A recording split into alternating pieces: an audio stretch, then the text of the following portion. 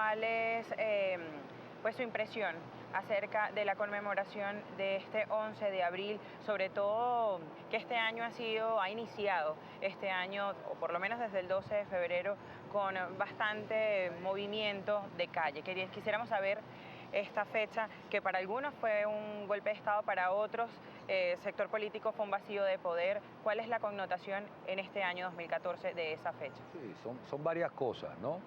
Mira, la primera que te tengo que decir es que desde mi punto de vista ningún acontecimiento en donde implica derramamiento de sangre de compatriotas puede ser celebrado ni conmemorado. Ni el 4 de febrero del 92, ni el 27 de noviembre del 92, ni el 11 de abril del 2012. Yo creo que son acontecimientos que más bien deberían ser un latigazo a la conciencia moral del pueblo venezolano, a saber que nosotros tenemos que aprender a dirimir nuestras diferencias en el marco de las instituciones y de la paz, ¿no? Hannah Arendt bien decía, ¿no? Donde termina la palabra comienza la violencia, y cuando la gente deja de hablar, deja de dialogar, deja de conversar, pues las cosas terminan trágicamente. Yo sobre el 11 de abril tengo sentimientos encontrados, ¿no? Yo creo que en las fechas previas vimos de las manifestaciones populares más hermosas que ha vivido la historia venezolana. Un pueblo en las calles protestando, exigiendo respeto. Recuerdo que hubo muchísimas provocaciones por parte del gobierno, muchísimo abuso, pero te confieso que después no entendí nada. Y todavía sigo sin entenderlo. Y creo que hay capítulos de esos días que no se les ha hablado con sinceridad al país. Yo creo que ahí hubo sectores militares, sectores plutocráticos, sectores de intereses inconfesables que pretendieron confiscar lo que fue un movimiento popular, pacífico del pueblo venezolano, y que terminó pasando lo que todos vimos el 11, 12 y 13 de abril. Y esa es una explicación que tienen que dar precisamente esos sectores, no los dirigentes políticos, no los dirigentes populares, no el pueblo que luchó y que salió a las calles en manifestaciones que yo creo que no tienen precedentes en la vida del país. Por eso es que si una reflexión te puedo dejar, Alejandra, es que caramba, los militares no deben meterse en política. El mundo militar tiene tareas sagradas, constitucionales, importantísimas en el resguardo de la paz y la soberanía nacional, pero cuando se meten en política la cosa se echa a perder. Yo creo que la política, el debate de las ideas, la conquista de las grandes reivindicaciones sociales le pertenece al pueblo civil, que a fin de cuentas es la mayoría, y acontecimientos como ese, que lo que deben es ser recordados con dolor, más nunca se vuelvan a repetir. El día de hoy, desde el sector oficialista, se va a realizar una concentración en Puente Llaguno, un lugar emblemático, yo creo que para ambos sectores que hacen vía en Venezuela.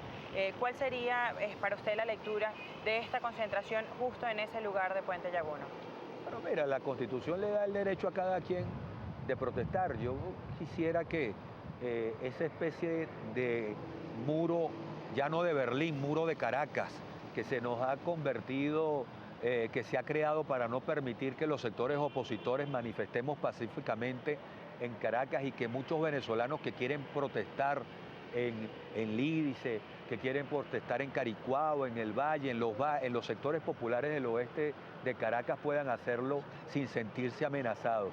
Hoy, pues el partido de gobierno, el oficialismo, está en su derecho de conmemorar, si ellos creen que hay algo que conmemorar y celebrar. Yo por mi parte creo que cuando mueren compatriotas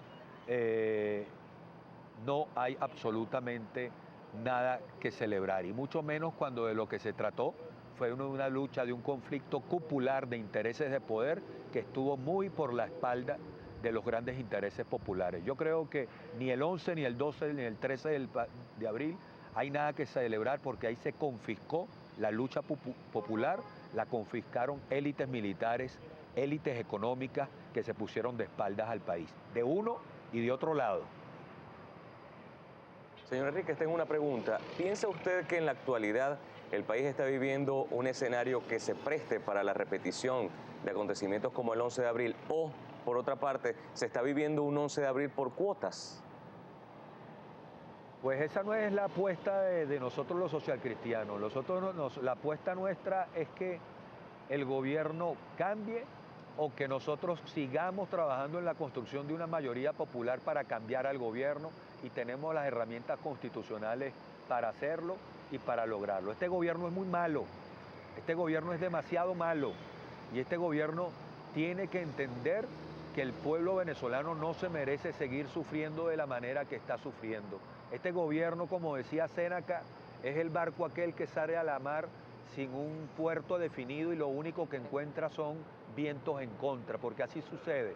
Cuando no se tiene un norte claro, un puerto claro, pues los vientos están en contra y esos vientos lamentablemente se han convertido en los niveles de violencia y de inseguridad más grandes del continente, en los niveles de desabastecimiento y de inflación más altos del continente, y teníamos un gobierno realmente malazo y tenemos el derecho de seguir trabajando por la vía popular democrática para cambiar de gobierno. Ese es el desafío que tenemos por delante, en cosas oscuras, subalternas, en cosas que tengan y que impliquen la violencia y el ver al adversario como un enemigo. Eso lamentablemente es el lenguaje militar. Los militares no entienden de adversarios, entienden de enemigos, y por eso es que yo y nuestro partido combate con todas las fuerzas de nuestro corazón la presencia de militares en el ejercicio de la política. Eso le ha hecho un daño terrible a Venezuela y los militares tienen que regresar a su rol constitucional, que no es otro que la protección de la soberanía y garantizar la paz de los venezolanos. Señor Enríquez, usted acaba de decir que este gobierno ha sido malo. Sin embargo, las encuestas de Interlaces dicen que el 51% de la nación apoya el gobierno de Maduro. La pregunta es la siguiente: ¿por qué entonces, si este gobierno es malo, la gente sigue apoyándolo, siguen votando por él y siguen ganando elecciones? Mira, yo respeto mucho a los encuestadores, pero por experiencia propia me acostumbré a creer en los votos y no en las encuestas. Si fuera así, hoy Copey no tuviera 14 alcaldías, es uno de los partidos de la alternativa que más alcaldías tiene, cuando las encuestas decían absolutamente otra cosa. Si fuera así, yo cuando me tocó ser dirigente estudiantil nunca hubiera sido presidente de la Federación del Centro, porque resulta que todas aquellas encuestas universitarias decían que yo no tenía opción. Si no fuera así, muchos ganadores y muchos gobiernos, Luis Herrera Campi no hubiera sido nunca presidente de la República. Yo prefiero creer en el termómetro del corazón de la gente, y para mí, y yo estoy seguro que para la mayoría de los venezolanos, este gobierno no le está dando respuestas satisfactorias a las demandas populares, al sufrimiento popular, y se tiene que poner las pilas para atender esas demandas populares de paz, de trabajo, de prosperidad, del derecho de prosperidad social, prosperidad económica, prosperidad cultural al que tiene todo venezolano, y que yo siento que este gobierno le está negando el derecho a ese pueblo. A fin de cuentas, será la mayoría la que decida. No va a ser ni la encuesta Chemel, ni la encuesta tal, ni la encuesta cual. Será el pueblo venezolano el que decida. Y yo creo que en estos momentos hay que tenerle mucho escepticismo a los encuestadores. No los descalifico en lo profesional, pero no podemos hacer vida política, vida nacional, con la brújula de una encuesta. Se hace con la brújula del sufrimiento, de las angustias populares, y yo creo que en ese terreno el gobierno está raspado. Señora Enríquez, le habla Carolina Pereira, un placer saludarle. La semana que viene se va a realizar el segundo encuentro entre gobierno y oposición. La pregunta es la siguiente: en base a la experiencia el día de ayer, ¿qué cosas pudiese cambiar para esta nueva transmisión, este nuevo encuentro que se va a realizar? ¿Se va a realizar en cadena nacional? Mira, no lo sé. Acuérdate que la cadena es una prerrogativa del presidente de la República, y la verdad, lo que sí estoy convencido es que tiene que ser con absoluta transparencia. Yo creo que estos son procesos que todos los venezolanos tienen que estar informados hasta del más mínimo detalle, porque mientras más transparente sea, más confianza va a generar y va a ser capaz de aglutinar la mayor cantidad de voluntades en un rumbo que permita el restablecimiento de aquellos extremos constitucionales, de aquellas garantías constitucionales que están rotas. Yo creo que ya lo que vamos ahora es instalar equipos de trabajo. Tenemos que hablar de la ley de amnistía. Ayer yo tenía, y se lo enseñé a algunos funcionarios de gobierno, un documento escrito a mano por el presidente a Chávez en el año 1993, donde él solicitaba una ley de amnistía y de sobreseimiento para todos los militares que participaron el 4 de febrero y el 27 de noviembre del 92 y se les otorgó, todos los militares fueron liberados. Yo creo que ese es un tema de la agenda. Creo que la Comisión de la Verdad, una Comisión de la Verdad de muchísima jerarquía, que incorpore a muchísimos sectores más allá de lo político, que sea capaz de llevarnos a la verdad de los acontecimientos. En Sudáfrica, la Comisión de la Verdad nada más y nada menos la encabezó el obispo Desmond Tutu, una gran figura.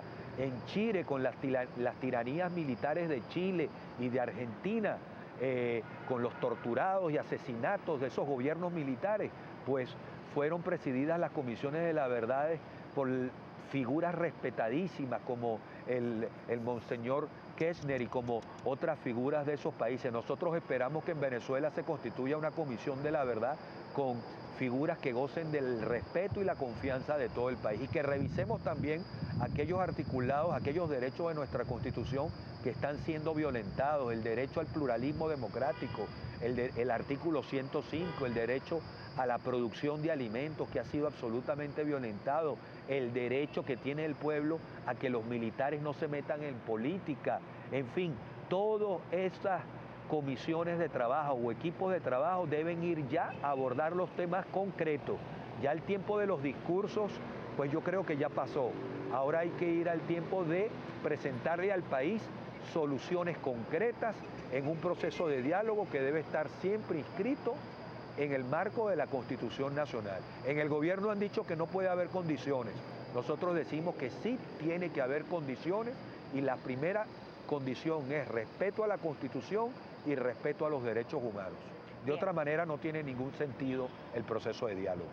Bien, nosotros entonces agradecemos al presidente del partido COPEI, Roberto Enrique, su participación el día de hoy aquí en Primera Página. Él ha dicho y espera que tanto el gobierno como los representantes políticos se comprometan y se esfuercen por buscar soluciones para los problemas de todos los venezolanos. Nosotros con esto pues despedimos esta entrevista con el presidente del partido COPEI. Carolina, Walfredo. Muchísimas gracias, ha sido un honor estar aquí.